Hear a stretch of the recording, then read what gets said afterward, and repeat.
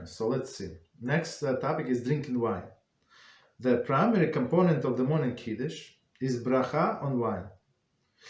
The psukim recited before ha-gefen are not part of the actual Kiddush. Thus, the woman does not hear, if the woman does not hear those psukim, but hears only bracha or ha-gefen, she does not need to hear Kiddush again. Okay, so let's see. So in a contrast to Friday night, as we said, we have to sanctify day. The Shabbos is a holiday, right? So that's we say all of the psukim before one before blessing on the one and one after, right? But here, technically, the only blessing we need to make, technically, like the bare minimum, is a blessing on wine. That's it. So, for example, a woman, I don't know, whatever, she came late, she this, that doesn't matter what happened. So she can make her own Kiddush, just blessing on wine, and start eating, and basically that's enough. Or she came late from I don't know where, right? And she heard only the blessing on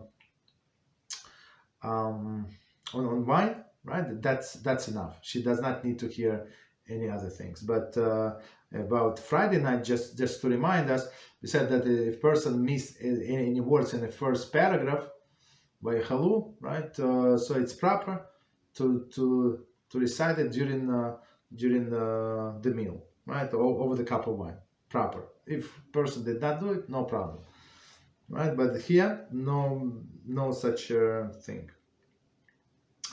A woman who makes a kiddush herself needs only to recite ha-gefen blessing, not other psukim. Okay, but okay, that's what they say. But if woman wants to say more, then nobody's stopping the woman. So here we're talking the bottom line, like with all of the discounts, the bottom line, right?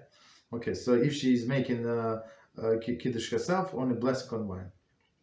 Because the kiddush Shabbos morning is intended to show prominence to the day, by starting the meal with wine, there were those who maintained that everyone must drink from the Kiddush wine on Shabbos morning, unlike the Kiddush of Friday night, when it is not mandatory to all drink from the Kiddush wine. Some families are particular to follow this opinion. Let's understand and explain what it says here. So let's go back again what we said. So Friday night we sanctify the day.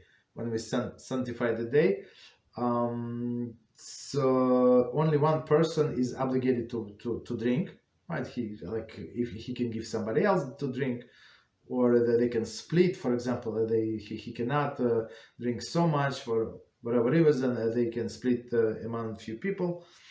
There is no problem, but there is opinion that since that's the only blessing the Kiddush consists only one blessing.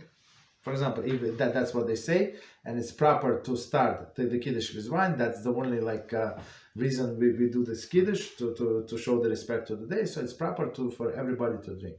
But actually, the way that I saw, and that's what we conduct now, family, everybody drink Friday night and Shabbos day. But I would say, when would it be practical? For example, if people don't have enough wine.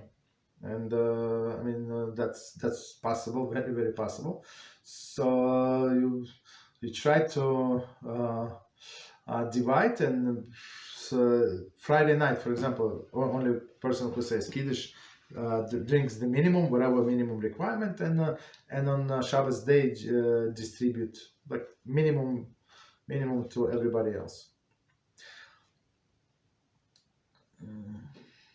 However, most poskim assume that just on Friday night it is not obligatory for everybody to drink wine. So on Shabbos morning. However, it is commendable to drink. Okay, so one more time. So if a person does not have wine, or like have limited amount of wine, perfectly fine to rely on this opinion, and you just person who makes Kiddush, let him or her drink. That's it. But otherwise, like that's what I saw in different families. Like if wine is not a problem, or grape juice is not a problem, so everybody drink.